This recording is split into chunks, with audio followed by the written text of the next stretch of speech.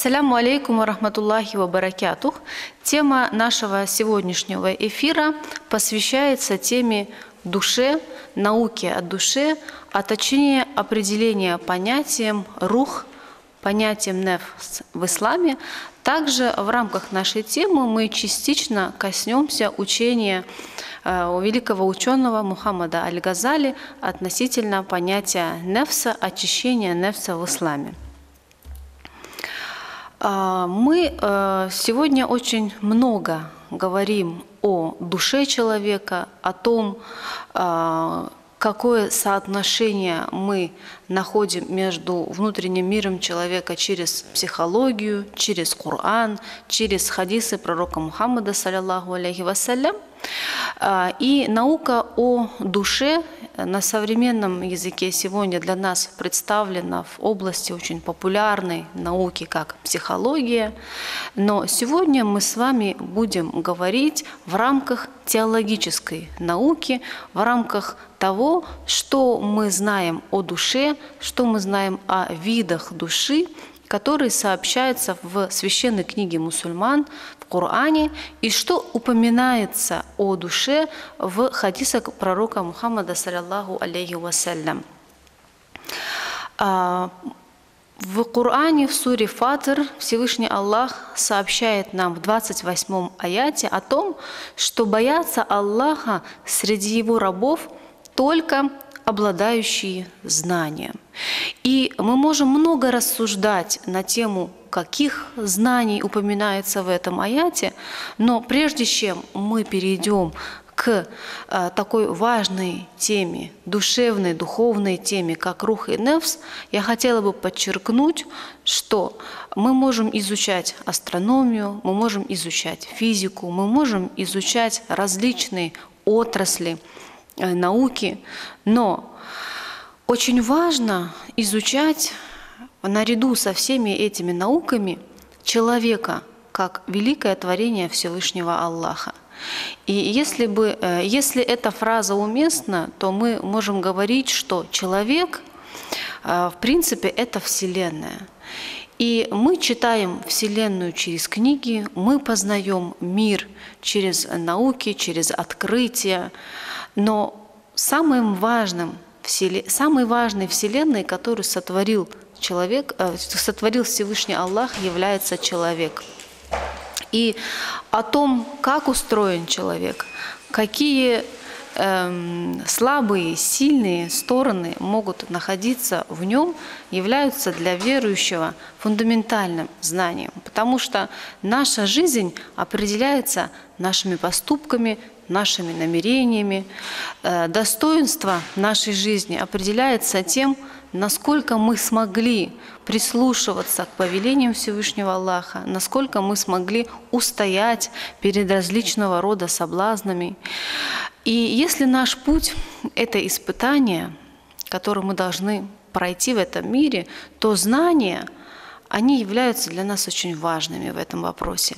А знание о том, кто такой человек, что Всевышний Аллах сообщает нам о том, как Он сотворил человека, чем обладает это сотворение Всевышнего, полагается для нас, наверное, стратегическим таким оттоком того, в какую сторону мы можем двигаться, уже имея в виду весь тот потенциал, который изначально заложен в человеке. И вот если мы все-таки начнем говорить на тему рух и нафс, я думаю, что многие из вас наверняка, даже в большей вероятности, знают, что душа в Коране упоминается множество раз. И есть разные упоминания души. В некоторых аятах мы встречаем как рух, Всевышний Аллах обозначает слово «душа». В некоторых аятах мы можем сталкиваться со словом «нафс».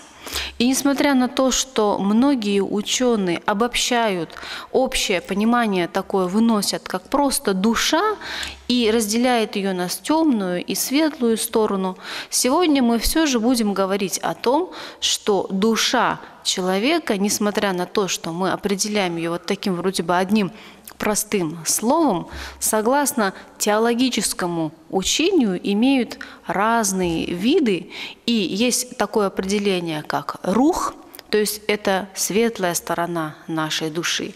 И есть такое определение, с которым мы сталкиваемся в Коране, как нафс, и это другая часть нашей души, которая отражается сквозь призму аятов более негативно, нежели просто понятие о душе как рух. Говоря о душе, мы не можем не вспомнить аят из Священного Корана в суре Исра, 85-й аят, где Всевышний сообщает нам о том, что нам, людям, дано очень мало знать о том, что такое есть душа. Бисмиллахир рахманир рахим. Они станут спрашивать тебя о духе, душе или Джибриле. Скажи: дух от повеления моего Господа, а вам дано знать об этом очень мало. Именно в арабском тексте этого аята слово «душа» упоминается как слово «рух». Также мы встречаем в суре Сад, 72-м аяте, слово «рух», переводящееся опять-таки как «душа», в котором Всевышний Аллах сообщает: «Тогда же я придам ему соразмерный облик и вдохну в него от моего духа, то падите перед ним ниц». Но здесь речь идет о сотворении Адема алейхиссаляма, где Всевышний Аллах использует такое выражение «ванафахту фиги мин рух». Тогда, когда я вдохнул в него, то есть в Адама, духа моего. В интерпретации данного аята, согласно мнению мусульманских ученых, истолкователей Корана, опять-таки речь идет о светлой стороне человеческой души, которую Всевышний называет рухом. Также мы встречаем другое упоминание, которое чаще мы встречаем в переводах Корана как «душа», но она имеет немного другое определение в теологическом значении. И это слово, конечно, как мы уже упомянули, это слово «нафс». Слово «нафс» в Коране упоминается более 300 раз. И 6 из этих упоминаний Всевышний говорит от своего лица. То есть, используя слово «нафс», Всевышний Аллах подразумевает самость его существования, самого себя. Что касается нафса, о котором мы говорим сегодня, о части человеческой души, о некой субстанции биологической, которая находится в человеке, то мы с вами основываемся на аяты Священного Корана. Я думаю, многим оно из вас уже известно, вы не раз о них слышали. Это сура Шемс с 1 по 10 аят. Бисмиллахир рахманир рахим. «Клянусь солнцем и его сиянием, и месяцем, когда он за ним следует, и днем, когда он его обнаруживает, и ночью, когда она его покрывает, и небом, и тем, что его построило, и землей, и тем, что ее распростерло, и всякой душой, и тем, что ее устроило и внушило ей распущенность, фуджур, и ее богобоязненность, таква. Получил прибыль тот, кто ее очистил. Понес убыток тот, кто ее утратил». И если мы встречаем в переводах на русский язык такое пояснение слова «нафс» как «душа», вот именно в данных аятах упоминается не «рух», а именно слово «нафс», что говорит нам о том, что рух и нафс, несмотря на то, что они переводятся как в общем понимании слово «душа», в исламской теологии все же имеют совершенно разные, противоположные друг другу понятия. Все, что их объединяет, это то, что относятся они оба к внутреннему миру человека. И да, нам проще называть все, что мы располагаем внутри себя, одним словом, как душа, но все же аяты Корана указывают на то, что рух и нафс – это два разных противоположных друг другу понятия. И вот сегодня мы как раз-таки будем говорить, чем рух и нафс отличаются друг от друга, и что же пророк, алейхиссалям, нам говорил о том, когда призывал нас к тому, чтобы быть бдительными к нафсу и к тому, к чему он нас может призывать. Итак, определение понятия нафс. Да? То есть так как мы уже все-таки выделили, что рух и нафс – это совершенно разные понятия, я бы хотела начать рассказ с того, что же такое нафс. И как мы уже отметили, нафс – это негативное проявление человеческой души, но я хочу все же вам зачитать определение такого известного ученого, как Джурджани. Я даю ссылку в презентации. Я, иншаллах, надеюсь, что видео все-таки вы будете видеть и видеопрезентацию, где Джурджани в своем писании, в своей книге описывает нафс таким образом. Нафс – тонкая биологическая субстанция, благодаря которой поддерживается жизнь в организме человека. На спящего человека, находящегося в состоянии сна, нафс продолжает оказывать свое влияние, поэтому во время сна биологические функции сохраняются, и душа покидает тело, чтобы вернуться сразу после пробуждения человека. Благодаря нафсу тело выполняет различные физические действия. Нафс покидает тело одновременно с наступлением смерти. Он занимает место во всем теле. То есть где находится человеческий нафс, по мнению Джурджани, он говорит о том, что нафс находится во всем теле. Сосредоточение его находится в сердце, но свое управление он осуществляет через кровь. Если не подвергаться процессу воспитания, может толкать человека на негативные поступки. Возможно, в психологии мы найдем схожие определения через такие понятия, как воля, через разум, через какие-то психические состояния, да, даже через память, через воображение. Я не хочу сегодня касаться психологического термина и проводить аналогии между понятием нафс. Всего лишь хочу сказать, что все, что мы изучаем сегодня как психологи из внутреннего мира человека, оно базируется примерно вот в том пространстве, в котором существует наш нафс. То есть сугубо определяя, можно сказать, что нафс – это определенные веяния, желания, предпочтения, действия, которые человека подталкивают к определенным действиям. Но это точно не рух, о котором Всевышний Аллах говорит: «Ванафахту фиги мин рух», когда я вдунул человека собственного духа. То есть тот дух, который Всевышний Аллах называет своим духом, и о котором говорит, что Он наделил им человека, это все же не про нафс. Нафс – это более ограниченная, более приобретающая такие негативные окраски на уровне потребностей человека.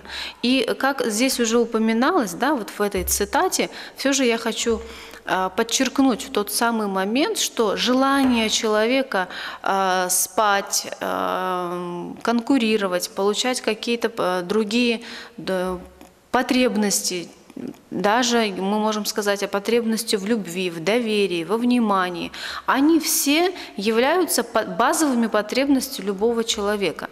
И вот центром этих потребностей является нафс, который Всевышний Аллах дает человеку как возможность существования в этом мире. И несмотря на то, что все наши греховные поступки, все наши попытки, скажем, неосознанные попытки вовлекаться в нечто, что противоречит книге Всевышнего Аллаха, противоречит установкам Всевышнего Аллаха, они все берут истоки из этих потребностей в любви, в проявлении себя, в желании получить доверие, внимание, заботу, любовь, то есть здесь можно перечислять.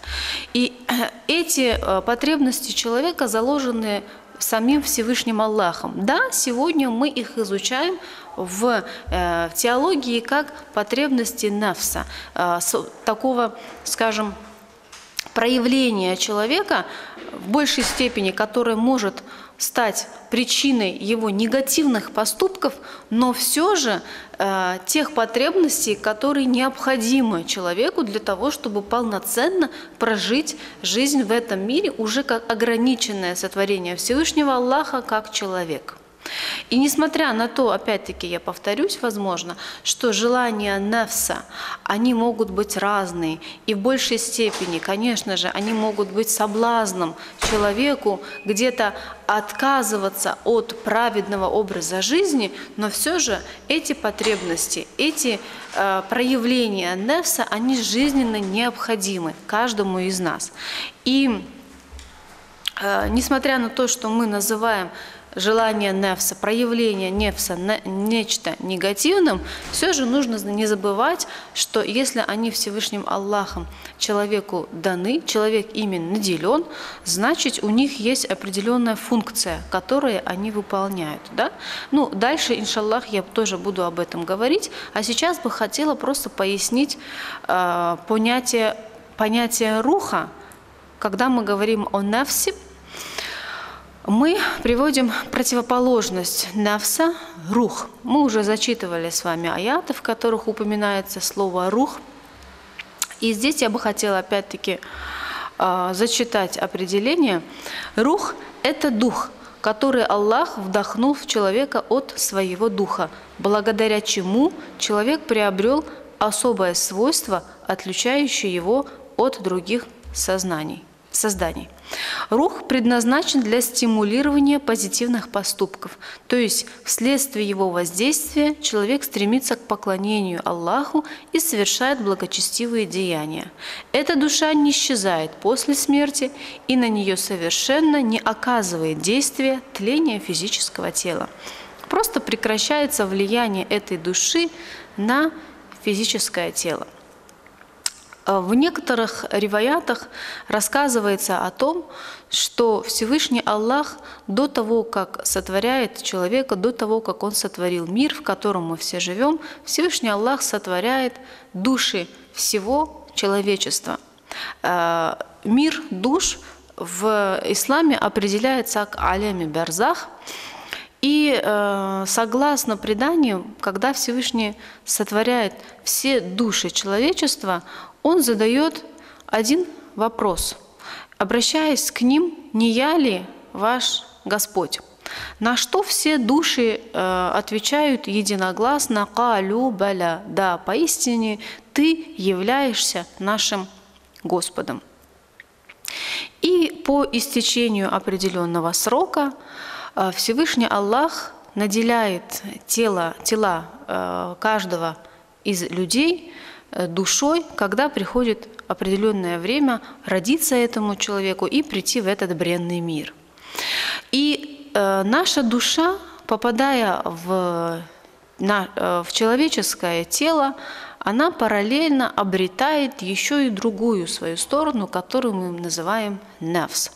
И на 4-й месяц существования в утробе матери ребенка Всевышний Аллах направляет человеку как рух, так и нафс.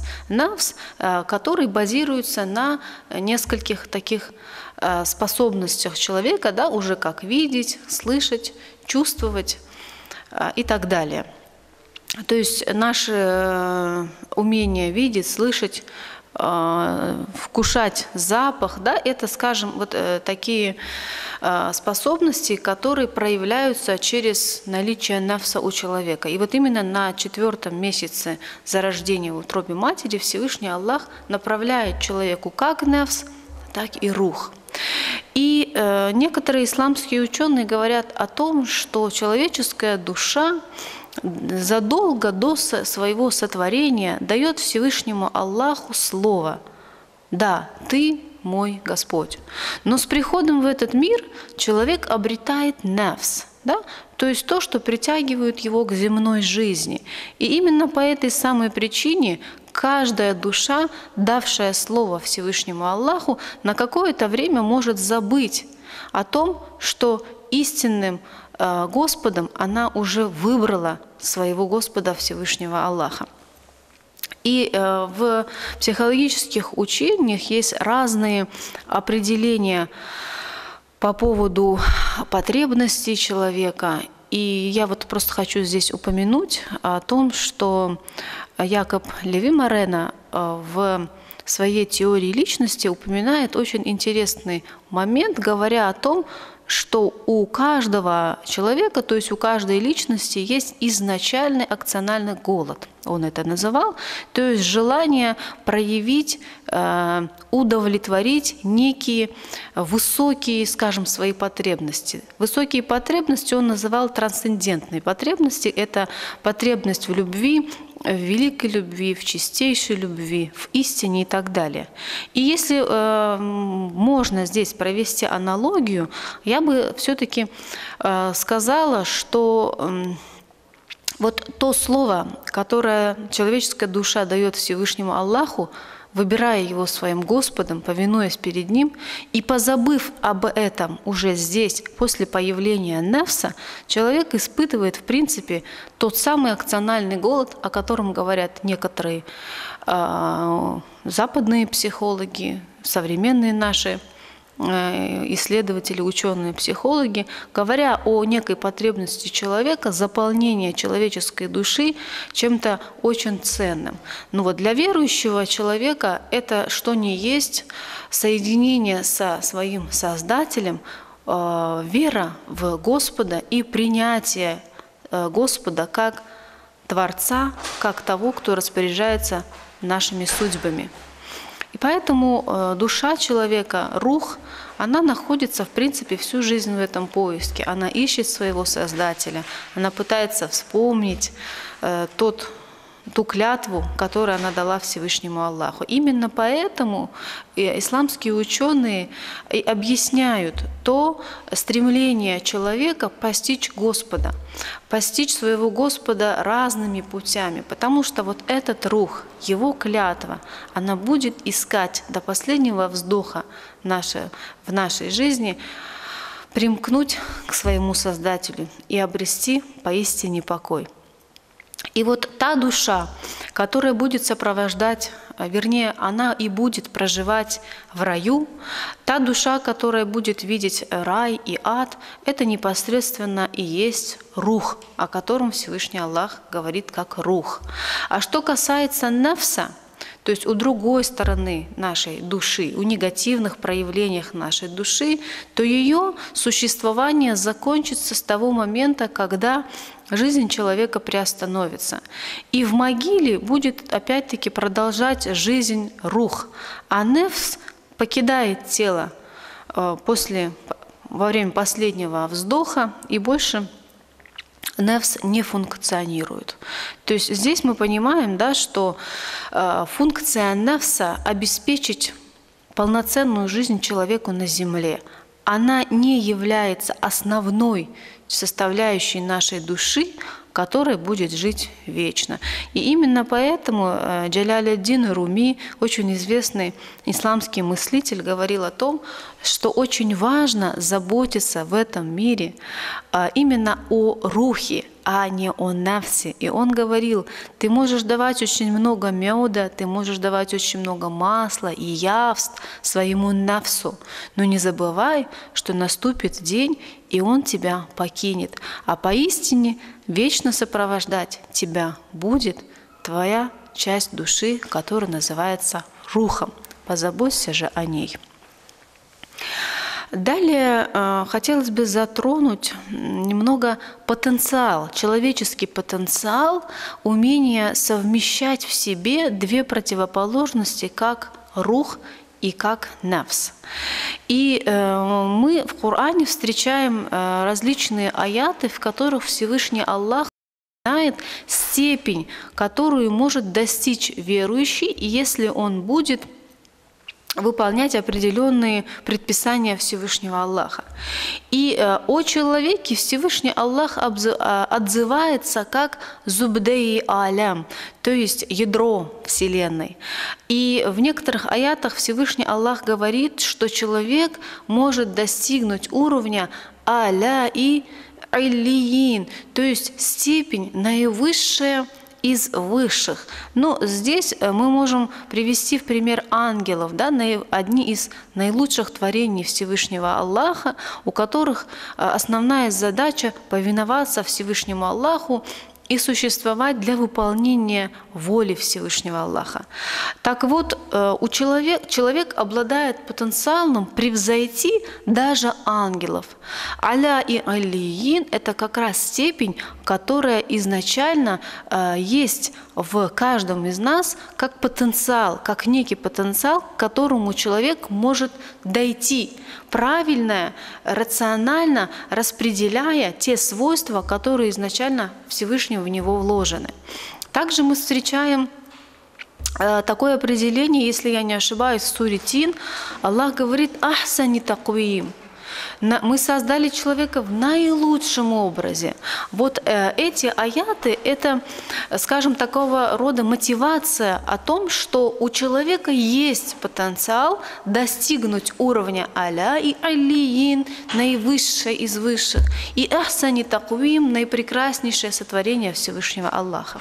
Но также в Коране упоминается противоположная стадия, скажем, уровень инстанции, конечной инстанции человека, когда Всевышний говорит, что человек может быть бальгум адаль, хуже, чем животное, ниже, чем животное, или асфаля сафилин, низшее из низших. И вот в суре Араф, допустим, да, сообщается о том, что Аллах говорит: «Бисмилляхи рахмани рахим, мы сотворили для гиены много джиннов и людей. У них есть сердца, которые не разумеют, и глаза, которые не видят, и уши, которые не слышат. Они подобны скотине, но являются еще более заблудшими. Именно они являются беспечными невеждами». И вот это противоречивый статус человека связан как раз-таки с тем, как он может наладить отношения между желаниями руха, а мы уже о них говорили, и влечениями, потребностями нафса. По сути, жизнь и испытание верующие заключаются в диалоге между рухом и нафсом. Тут, конечно, немного уже такой философский трактат получился, но все же каждый из нас находится в бесконечной борьбе, в бесконечном противостоянии между рухом, который всегда будет требовать воссоединения со своим Господом, и между нафсом, у которого задача приземлить человека к бредному миру, дать ему испытать соблазны, и в этом и проявить его покорность и преданность Господу. Потому что, когда мы говорим о потенциале человека, нам важно помнить, что Всевышний все же дал человеку из собственного духа. «Ванафахту фиги мин рух».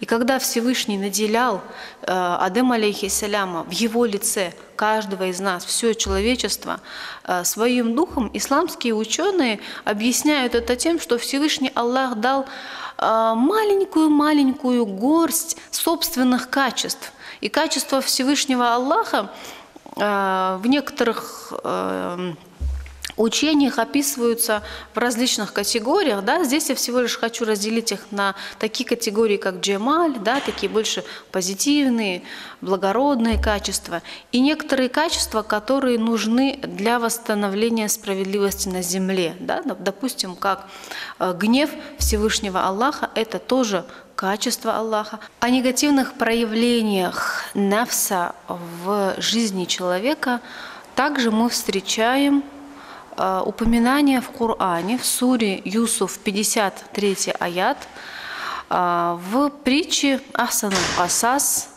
рассказе о Юсуфе, алейхиссаляме, и о Зулейхе. И вот здесь упоминается такая цитата Юсуфа, алейхиссаляма: Я не оправдываю себя, ведь душа человека повелевает зло, если только мой Господь не проявит к ней милосердие.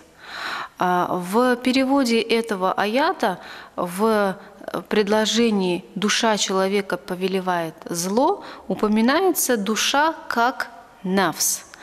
И это очередное, скажем, указание на негативные черты нафса, которые мы также встречаем в суре Маида, 30 аят. Душа подтолкнула его на убийство своего брата, и он убил его и оказался одним из потерпевших убыток. Обратите внимание, здесь притча о первом братоубийстве сыновьях Адама алейхиссаляма Кабила и Хабила, в котором Всевышний говорит, что душа подтолкнула его на убийство своего брата.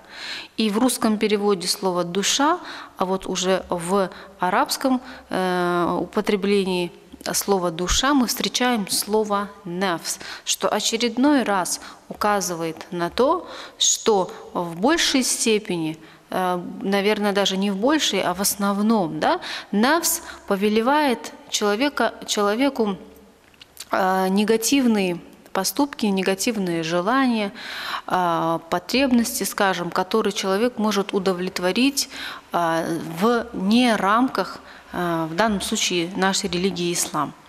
И здесь мы опять-таки вспоминаем суру Шамс, 9 аят, в котором Всевышний сообщает, что преуспел тот, кто очистился душой, и понес урон тот, кто сокрыл злое в душе. Вот данный аят скорее всем верующим дает надежду на то, что работа с негативными проявлениями человеческой души возможна, что несмотря на то, что Аллах в суре Юсуф, в суре Маида упоминает о том, что душа повелевает зло, все же Всевышний сообщает, что о душе есть те, кто смогли очиститься смогли очистить собственную душу и получили за это вознаграждение от Всевышнего Аллаха. Опять-таки, говоря о том, как мы можем справляться с негативными желаниями, проявлениями нашего нафса, мы не можем не вспомнить хадис пророка, саллаллаху алейхи вассалям, который упоминается в очень известных нам источниках, когда пророк, алейхиссалям, сказал: «Аль-муджахиду ман джахада нафсаху». Поистине настоящий муджахид – тот, кто сражается со собственным нафсом. И в одном из хадисов пророк Мухаммад, алейхиссалям, борьбу человека с нафсом, с темной стороной проявления его желаний назвал самым большим сражением, да, самой большой битвой. И вы все знаете ту притчу из жизни пророка, когда мусульмане возвращались из большого похода Табук, и они очень многое утратили во время этого путешествия. Сражение так и не произошло, но мусульмане очень были измучены этим путешествием, но несмотря на это, заходя в город, пророк, алейхиссалям, сказал, что сейчас с маленькой битвы, с маленького джихада мы возвращаемся в большой джихад, имея в виду, что самый большой джихад, то есть сопротивление, борьба – это борьба человека с собственным нефсом. А если сказать иначе, более проще, то самая большая наша война, наше сражение – это сражение с самим собой. Пророк, алейхиссалям, также сказал: «Умным считается тот, кто управляет своими желаниями и всегда подвергает себя самоотчету, готовясь к будущей жизни. Глупцом является тот, кто, поддавшись влиянием страстей, надеется на милость Всевышнего Аллаха». Здесь я, конечно, хочу отметить такой очень важный момент, что пророк, алейхиссалям, не говорил об отвержении желаний человека, о, скажем, игнорировании, да, человеческих потребностей. Обратите внимание, думаю, что очень символичное, скажем, упоминание слова подвергает себя самоотчету. То есть умным считается тот, кто подвергает себя самоотчету и управляет своими желаниями. Опять-таки, здесь не говорится о том, что человек игнорирует свои желания в угоду работы против проявления нефса. Он полностью уничтожает желания и потребности, не слыша их, пытаясь бороться с нефсом. Это крайняя точка поведения, которой, в принципе, в исламе места нет. Здесь как раз-таки в хадисе есть очень четкое определение. Он управляет своими желаниями и подвергает себя самоотчету. Да? То есть это примерно то, что и подразумевает собой борьба против нафса. Борьба – это не уничтожение нефса, это всего лишь контроль, это самоотчет и управление теми желаниями и потребностями, которые нефс человеку предлагает.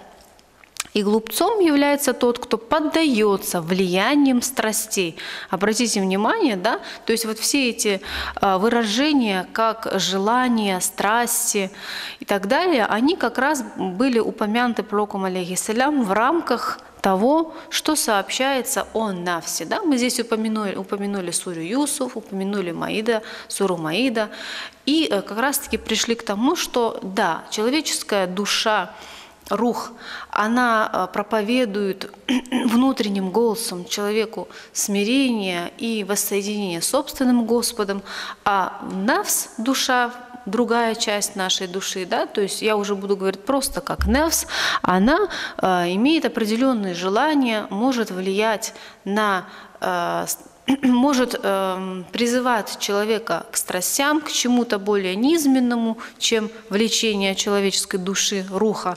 Но все же мы призваны, как верующие, к тому, чтобы управлять нефсом, не уничтожать его, не бороться с ним, не пытаться от него избавиться навсегда, а всего лишь навсего управлять. В этом и заключается, в принципе, и психологическая работа, допустим, по теме эмоциональных состояний, волевых состояний личности, да, когда мы говорим, что мы не уничтожаем, но мы всего лишь работаем над правильной организацией тех влечений и проявлений, которые, ну вот, если уже на языке теологии выражаться, да, где-то из позиции нефса нам предлагаются.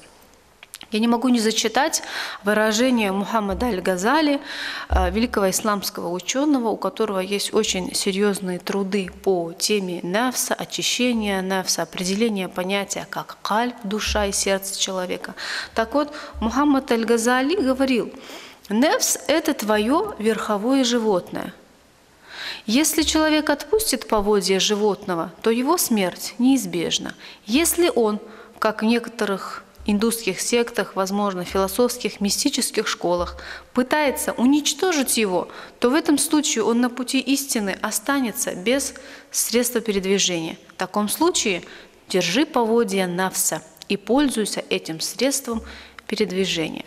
И как мы уже упоминали ранее, функция нафса, роль нафса – обеспечить человеку полноценное существование и жизнеспособность на земле. И поэтому мы не говорим о полном уничтожении нафса, а всего лишь о воспитании нафса, о, скажем, контроле, да, упорядоченности тех действий, которые истекают из повеления нефса. И вот этот пример о верховном животном, я думаю, о верховом животном, оно очень символично для верующего, когда мы рассматриваем наш нефс как средство передвижения. То есть мы движемся все в определенном направлении. Да? Если говорить о духовном направлении, мы все движемся к довольству Всевышнего Аллаха. А в мире мы движемся каждый в сторону собственной цели. Так вот, не к довольству Всевышнего Аллаха, ни к какой-то мирской цели невозможно было бы прийти, если бы у человека не было желаний, проявлений со стороны нефса. Элементарное наше желание поесть, оно базируется потребностями нашего нефса. И мы не можем себе представить, скажем, полноценно поклоняющегося, выполняющего свою роль как человека на земле, человека, которого просто не употребляет чувство голода, да, допустим. Опять-таки, желание проявить свои творческие способности, желание чего-то достичь, оно ведь не всегда может быть что-то негативное. Чаще всего многие желания человека, они достаточно благородными могут быть. И вот в данном случае потребность человека быть конкурентоспособным, да, конкурировать с другими, суметь реализовать собственный потенциал, я не говорю исключительно как духовный потенциал, да, потенциал самый обыкновенный, который мы можем здесь подразумевать.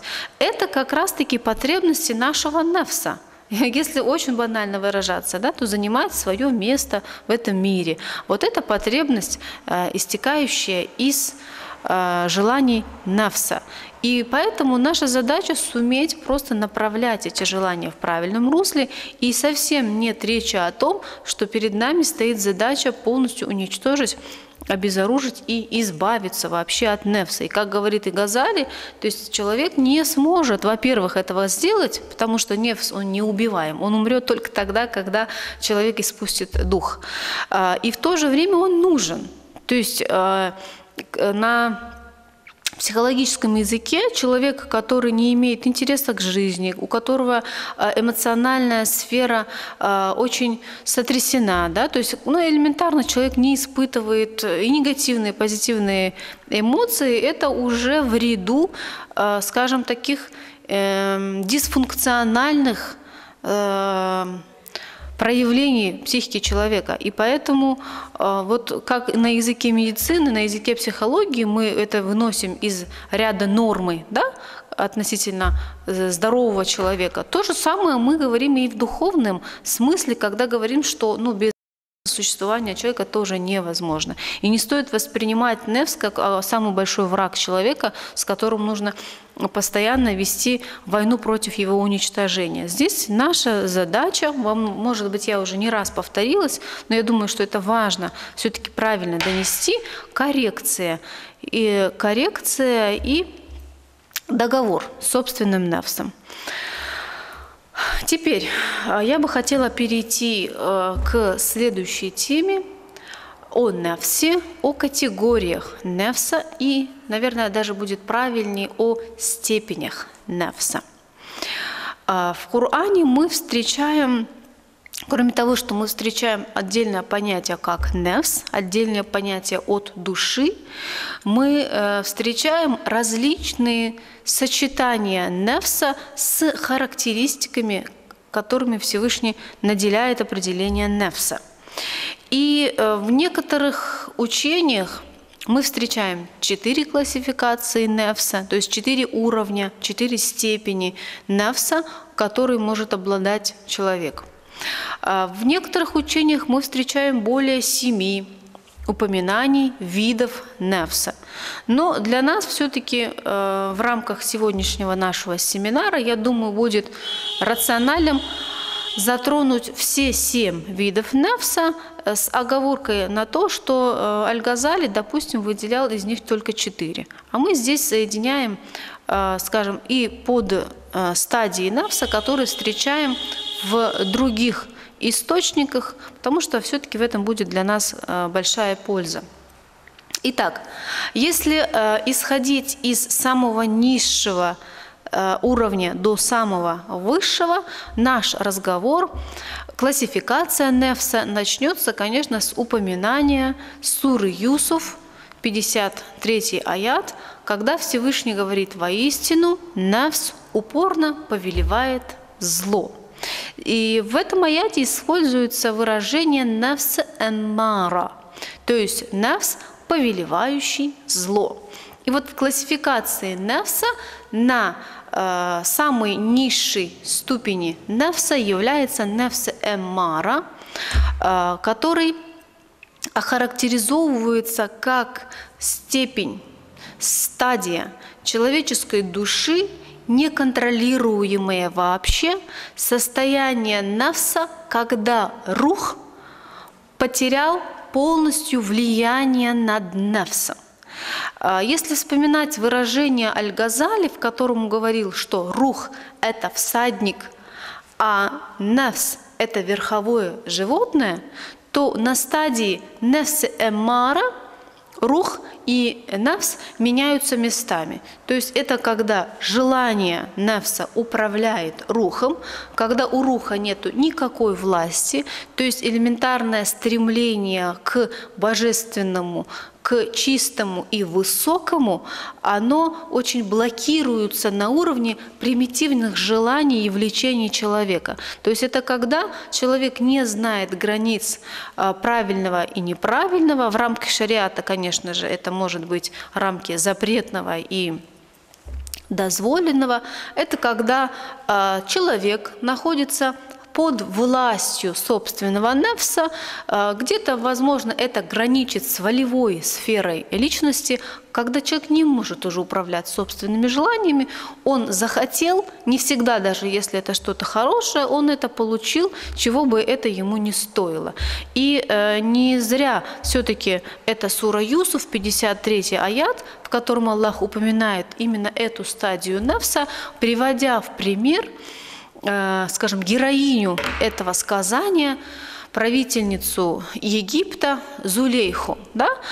Вот именно намек на поведение этой женщины охарактеризовывает стадию, когда человеком повелевает только его желание. Если вы знаете эту притчу, скорее всего, вы вспомните, да, что несмотря на то, что эта женщина, Зулейха, она воспитала пророка Юсуфа, она была, скажем, властелительницей местности, она обладала очень большим расположением в обществе, и такой поступок, как попросить каких-то запретных отношений от чужого мужчины, оно было бы очень осудимо в ее положении. Но несмотря на это, Зулейха не побоялась ничего. Да, она просто закрыла пророка Юсуфа, алейхиссаляму, у себя в комнате и сказала: «Хей, Таляк, иди ко мне». И совершенно не думая о последствиях, что будет в итоге, если она войдет с ним в греховные отношения. А вот, пожалуйста, это пример, который Всевышний Аллах приводит в Коране, говоря о том, как сильно нафс может повелевать человеку зло и как человек может оказаться в рабстве у собственных желаний. Есть другие аяты, к сожалению, арабский текст я не хочу с ошибкой произносить, поэтому просто всего лишь скажу: «Видел ли ты того, кто обожествил собственные желания?» — говорит Всевышний Аллах. Вот это как раз-таки про этот случай, когда, возможно, где-то человек и понимает, что есть неправедность его поступка, но ничего с собой поделать не может. Следующая стадия нафса, она находится на ступень выше, конечно, это нафс лауама. В суре Кияма, во втором аяте, Всевышний Аллах говорит: «Клянусь душой попрекающей». Здесь уже состояние нафса, когда нафс может испытывать чувство вины. Вины и страха перед Всевышним Аллахом. Но этой вины и страха недостаточно для того, чтобы человек сумел организовывать собственные действия правильно, не выходя за рамки дозволенного в данном случае в контексте шариатских ограничений. Нафс лауама – это стадия нафса, когда нафс уже боится Всевышнего Аллаха, но чувство благодарности и чувство любви в нем не проявились.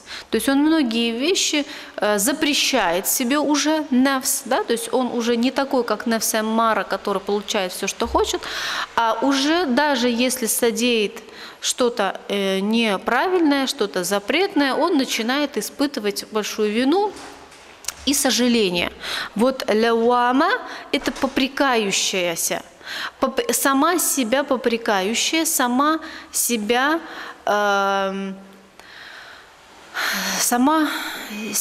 винящая душа. И, конечно, несмотря на то, что это не есть самая, скажем, лучшая степень нефса, к которой человек может прийти, но все же это уже состояние, когда человек имеет шансы укрепить через волю поведения нефса и выйти уже на более благородный и на более принимаемый Всевышним Аллахом статус. Да? И вот если для нефса эммара полезны будут в рамках воспитания предписания шариата, то нефса лауама, то есть кающаяся душа, здесь уже недостаточно просто шариатских ограничений, а очень важно человеку иметь достаточное подходящее окружение. То есть окружение в данном случае для нефса лауама будет очень полезным на пути, скажем, избавления от этого постоянно кающегося, но все время возвращающегося при этом к собственному греху и неправильному поступку человека. И я думаю, что в принципе на уровне, скажем, уже помощи психолога, психотерапевта, независимо от того, с какой проблемой работает специалист, в большей степени мы имеем дело вот как раз-таки с этим уровнем нефса, когда есть действия, уже человек имеет определенную осознанность их правильности, неправильности, уместности или неуместности в его личной жизни, и уже обращается за помощью подкрепить, исправить и больше не возвращаться к этому положению. Да? То есть здесь я рассматриваю в двух контекстах этот вопрос: и на уровне духовности, на уровне его религиозной внутренней жизни, но и на уровне его психологических каких-то проблем, когда он уже обращается к тому окружению, как раз-таки, да, в котором мы говорим, который, в принципе, может быть и психолог, и психотерапевт, как человек, который является ресурсным, поддерживающим для того, у которого постоянные сомнения относительно того, как ему быть, как ему жить и как воспитать в себе волю во благо всего того, что будет с ним происходить. Следующим нефсом, следующей стадией нефса мы определяем нефс мульхама от слова ильхам, да, от слова откровение, знание. То есть следующая стадия человеческой души – это стадия, когда человек начинает определять для себя, что есть хорошо и что есть плохо. То есть душа, которая различает добро и зло. Я бы даже сказала, это уже независимая такая, скажем, стадия души, о которой Всевышний Аллах и говорит: «Клянусь душой и тем, кто ее сотворил, и придал ей соразмерность, кто внушил ей и ее грехи, и ее благочестие». Да, то есть определенным, скажем, свойством этой стадии нефса является уже более прочные отношения человека с самим собой, когда человек независим от мнения окружающих людей, а уже обучен, сумел воспитать в себе внутреннюю опору. То есть, если это выражение уместно, он уже умеет слушать и рух. Не только нефс управляет им, как в стадии нефса эммара, не кается и потом обратно возвращается к тем же самым поступкам нефса лауама, а это уже стадия, когда душа умеет определять, проявлять волю, различать, что для нее хорошо, что для нее плохо, и умеет слышать потребности не только нефса, низменные жизненные потребности, но и уже умеет прислушиваться к потребностям руха. А потребность руха, как мы уже говорили, это очень высокие потребности, да? Такие как любовь, благочестие и все потребности, которые базируются на заполнении того акционального голода, да, о котором говорят некоторые психологи, как воссоединение с Творцом и приход к Всевышнему Аллаху. И, конечно же, за развлечением добра и зла, когда человек воспитывает внутреннюю опору, когда он начинает разделять, что есть от нефса и что есть от души, от руха, и как ему предпочтения свои расставлять, у души есть в себе все возможности обрести следующую стадию, которая в Коране упоминается как нафс мутмаинна. Мутмаинна от слова итминан, то есть насытившаяся, если дословно переводить, та, которая уже насытилась, если очень банально, да, наелась, уже не испытывает голода, она уже удовлетворила свою потребность, прежде всего в духовную потребность, ну и, конечно же, потребности нефса, отрегулирование на таком возрасте, на такой стадии, когда человек, в принципе, уже второстепенное место отдает всему тому, что ему подсказывает нефс. В суре Фаджр, 27 аят, Всевышний Аллах обращается: «Я айюхан нафсуль мутмаинна», «О душа, обретшая покой, покорность», и, как мы уже сказали, мутмаинная, насытившаяся. Да? То есть очень, скажем, такая стадия человеческой души, когда человек заполняет свои потребности, удовлетворяет их, не игнорируя потребности руха. Я еще раз повторюсь. Но говоря, конечно, о потребностях руха, мы не можем вспомнить аят из Корана, где Всевышний говорит: «Аля бизикрилляхи татмаиннуль кулюб». Да, поистине только поминанием Аллаха наполняются сердца. То есть вот это про рух, это про то, что может наполнить, как человек может дойти до состояния мутмаинна, до состояния души, который Всевышний Аллах называет обретшей покой. Переходя к пятой стадии нефса, то есть нефса мутмаинна не является конечной инстанцией нефса, тем крайним потенциалом, которым обладает человеческий нефс. Это стадия пятая, нефс радия. Нефс радия, рады от слова довольный, да, довольная. Это стадия, когда человек доволен Всевышним Аллахом. То есть его душа довольна Всевышним Аллахом. И тут же мы обозначаем сразу следующую стадию, нафс мардия, где уже и Всевышний доволен душой человека. Ну, я говорю об очень таких высоких стадиях, об очень высоких степенях, когда мы говорим уже о душе, которой доволен Всевышний Аллах. И если присмотреться к аятам Корана, которые сообщают нам об этой стадии, когда Аллах уже может быть доволен душой человека, то есть Аллах уже одобряет ту стадию, в которой находится человек, очень важно здесь упорядоченность упоминания души. «Возвратись к Господу своему, довольная им и угодная Ему». Сура Фаджр, 28 аят. Также Аллах доволен ими, и они довольны им. Сура Байина.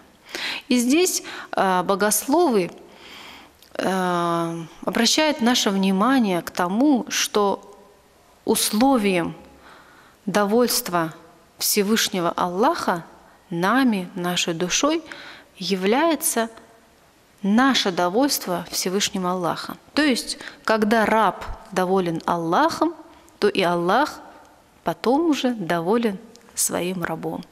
Вот это стадии радия, нафс мардия. Это стадии, когда именно до такого уровня человек может воспитать, да, свою душу, когда он уже готов от Аллаха принять все. Есть очень много интересных стихотворений, поэзии исламской, описывающей состояние многих праведников, когда они уже не просили у Всевышнего Аллаха и рая. Они говорили, что рай для нас – это ничто по сравнению с тем, что есть сам Всевышний Аллах. Да? Ну, нам, конечно, Возможно, мы недостойны сейчас говорить о смыслах великих таких слов, которые были сказаны из этого состояния, когда человек настолько доволен Всевышним Аллахом, что, в принципе, он безразличен даже к райским благам. Ему достаточно лишь увидеть лика Аллаха, воссоединиться со своим Всевышним. Все остальное уже не является для него таким значимым. Ну и последняя стадия нафса, нафса камиля или нафса сафия, это чистейшая душа, которая, по мнению исламских ученых, больше относится к нафсу, которым обладали пророки. Классификация нафсов в рамках нашего семинара сегодня такова. Можно почитать это еще в других источниках. Если будет возможность монтировать ссылку, я обязательно сюда в это видео попрошу, чтобы ее тоже вмонтировали. А сейчас хотела бы немного рассказать все-таки о таком понятии, как кальб. Когда мы знакомимся с исламскими терминами в рамках эльм-нафс, да, то есть знания, учения о душе, мы встречаем такое определение, как рух, мы встречаем такое определение, как нафс, да, мы уже сегодня об этом достаточно поговорили, но также мы встречаем такое понятие, как кальб. Кальб в переводе с арабского языка переводится как, на наш с вами понятный язык, как сердце. Но, конечно же, упоминая в Коране кальб, в хадисах пророка, алейхиссалям, встречая слово кальб, мы все должны понимать, что это не прямое, такое, скажем, физиологическое понимание слова сердце, это опять-таки некая субстанция, как центр, скажем, обитания души, нафса человеческого, который тоже в Коране и в хадисах пророка часто упоминается. В хадисе Бухари пророк, алейхиссалям, говорил: знаете, в теле человека есть небольшой кусок мяса. Если он будет здоровым, то будет здоровым весь организм. Если он будет испорченным, то испортится весь организм. И знаете, что это сердце. Кальб, сердце, похоже на перо птицы, носимое ветром по полю в разные стороны. Вот здесь я бы хотела остановиться и попробовать дать определение все же, что такое кальб, да? Когда мы его называем чем-то не физическим, не органом, который есть в самом человеке, а какая-то субстанция, место. И если отталкиваться от последнего хадиса, кальб похож на перо птицы. Сердце похоже на перо птицы, носимое ветром по полю в разные стороны. То есть Аль-Кашани, Латаифуль Алям фи ишаратиль ахлиль ислам, в своей книге говорит очень интересные вещи по поводу того, как мы понимаем вообще, что такое кальб, что такое сердце. Он говорит, что наши поступки отражают структуру нашего сердца, а мы поступаем согласно его свойствам. Аль-Кашани говорит, что сердце – это такое образное упоминание места, в котором происходит, в принципе, вот это сопротивление руха и нафса. Это центр. Это центр, где обитает рух, это центр, где обитает нафс. И именно из-за этого пророк, алейхиссалям, говорил, что кальб похож на перо птицы. То есть в зависимости от того, кто побеждает, нафс или рух, изменяется положение, окрас сердца. То есть вот того центра, в котором разворачивается диалог, духовный диалог человека. Когда мы классифицируем эти понятия, кроме кальба, мы встречаем такое очень распространенное, по аналогии схожее на слово, на определение слова кальб, слово садр. Садр в некоторых словарях исламских тоже переводится как сердце, как грудь. Но несмотря на схожесть перевода, все же кальб и садр – отличающиеся друг от друга понятия. Слово «садр» мы встречаем в суре Зумар, 22 аят, в котором сообщается: «Разве тот, чью грудь Аллах раскрыл для ислама, кто на свету от своего Господа, равен неверующему. Следующий аят Инширах, мы довольно часто его читаем в намазе, да? «Разве мы не раскрыли твою грудь?» Говорит Аллах, обращаясь к пророку Мухаммаду, саллаллаху алейхи вассалям. И все-таки пытаясь проводить аналогии между кальбом и садром, я наткнулась на учение нашего современника, теолога, кандидата теологических наук Йылмаз Эролу, который пишет о том, что все же между кальбом и садром существует разница. Если мы отмечаем кальб, да, сердце, как центр, в котором происходит это сопротивление, в котором проживает и рух, и нафс, и происходят изменения, в зависимости от которых сердце, как сказано в хадисе, меняет свое направление, то садр – это в большей степени как врата, скажем, предшествующая инстанция к кальбу человека. То есть садр – это то, что находится до кальба, откуда проходит во внутренний мир человека те или иные явления. Возможно, говорю немного о сложных вещах, но все же мы можем здесь рассуждать только в рамках тех теологических учений, которые имеются на сегодняшний день для нас открытыми. Да? И вот все же, если разделять кальб и садр, то вот опять-таки в том источнике, о котором я упоминала совсем недавно, говорится, что садр – это вход в сердце человека. Это центр влияния нафс эммара, место, где обитает печаль, радость и другие переживания. Для меня, как для психолога, здесь было очень значимым такое определение, как садр – это то место, которое может сжиматься и расширяться. Да? И мы даже в молитве пророка Муса, алейхиссаляма, да, когда он говорит «Рабби шрах ли садри», в Коране упоминается эта молитва, когда Муса, алейхиссалям, шел к фараону, он как раз-таки обращался к Всевышнему Аллаху: «О Всевышний, раскрой мою грудь». И если мы говорим, что это вход в духовный мир человека, и там обитает печаль, радость, а на языке психологии проживают наши эмоции, то я бы, наверное, посмела здесь так просто гипотетически, да, отметить, что, возможно, поле действия психолога, психотерапевта разворачивается как раз-таки вот на пороге садра. То есть не заходя глубоко до того места, где уже обитает рух, а на уровне того, что происходит с ним через его эмоциональное состояние, через его переживания. И Муса, алейхиссалям, просил у Всевышнего, чтобы Всевышний раскрыл ему грудь, да, раскрыл ему садр.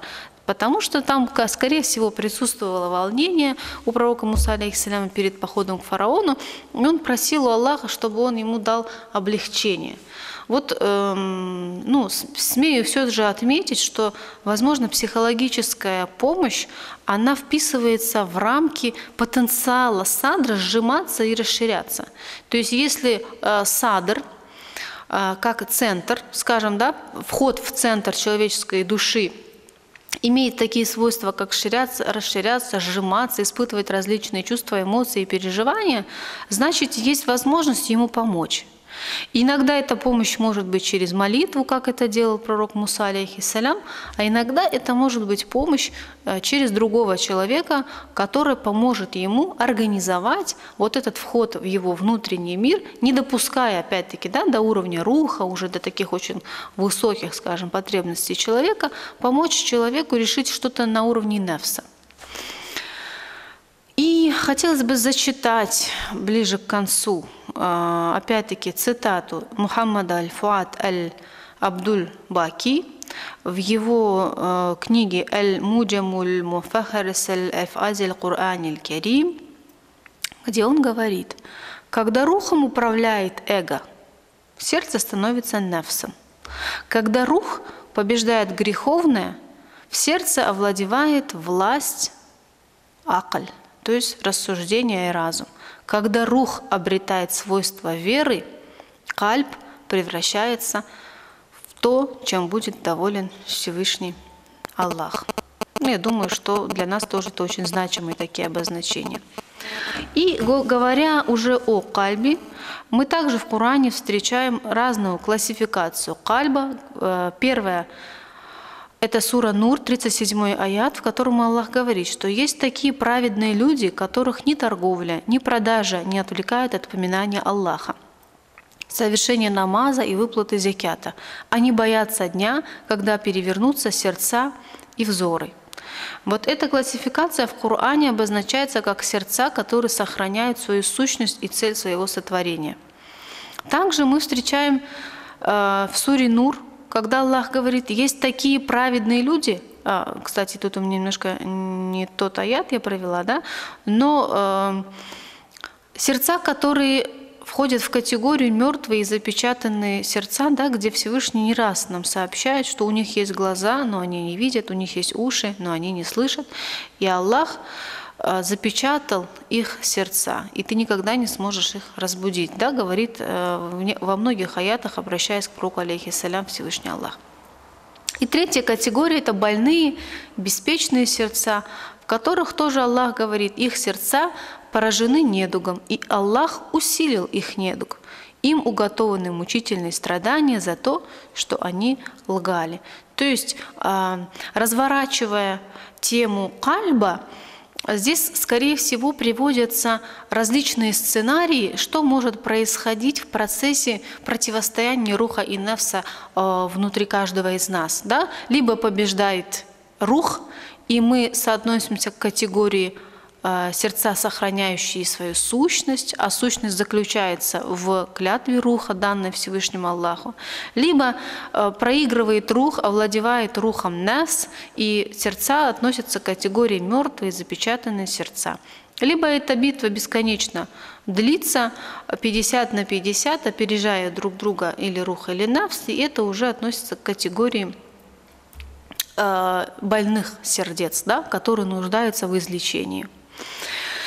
Сердца, которыми доволен Всевышний Аллах, упоминаются в различных уточнениях в Священном Коране, первый из которых для нас является кальби салим. Нередко мы встречаем в Коране такое словосочетание «кальбун салим».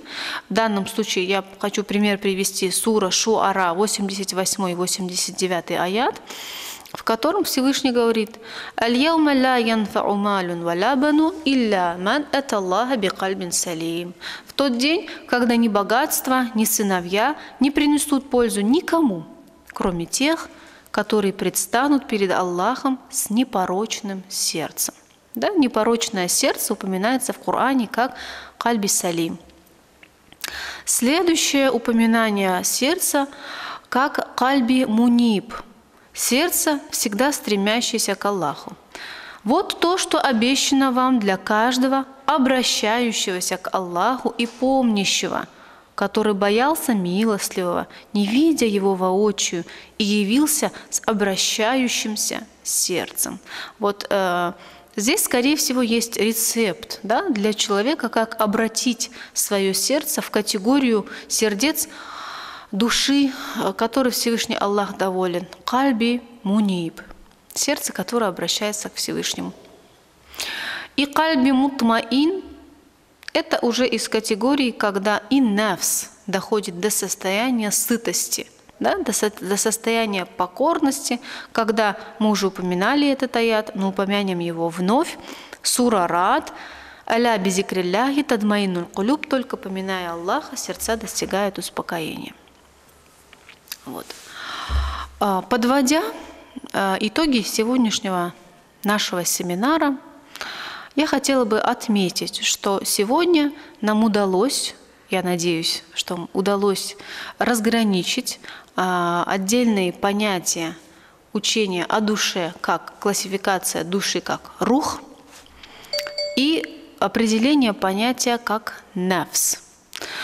Также мы дали очень короткое объяснение тому, что такое кальб, какие виды кальба могут быть, каким кальбом Всевышний Аллах доволен, каким нет. И немного прошлись по краю того, что такое садр, и попытались провести аналогии, где разворачивается деятельность современного психолога как специалиста, помогающего в преображении человеческой души. Вот. И поэтому для нас очень важно в нашей работе, в работе с мусульманами, прежде всего учитывать и наличие нафса, и присутствие руха, и потребности руха, и присутствие и потребности нафса, и то, как это все, что происходит в нашем внутреннем мире, может обратиться за нас или против нас в очень важный для всех нас день, день суда. И говоря о психологической помощи мусульманам, для меня, наверное, очень важной особенностью психолога, консультирующего мусульман, является забота психолога о жизни клиента не только в мирской жизни, да, но и забота о благополучии в жизни вечной. И уделяя внимание, предлагая помощь в разрешении глубоких психологических проблем верующего, очень важно учитывать, чтобы наша помощь, она была всесторонней, чтобы мы, спасая временное благополучие человека в этом мире, да, позаботились, вернее, открыли ему и очень важную сферу его жизни, как духовная сфера его жизни. Поэтому мы учитываем потребности руха, мы учитываем нафса, как центр, через который работает шайтан, повелевая нам то или иное, но все время приходим к пониманию, что в принципе Аллах наделяет человека властью. И вся суть испытания его кроется в том, как он будет использовать эту власть. То есть ответственность все же остается за каждым из нас отдельно. Я надеюсь, что сегодняшняя лекция будет полезна не только психологам, но и каждому, кто размышляет о душе, размышляет о человеке, как о Вселенной, и читает человека словно книгу, через то, что сообщает о нем Коран и хадисы. Ассаляму алейкум ва рахматуллахи ва баракатуху.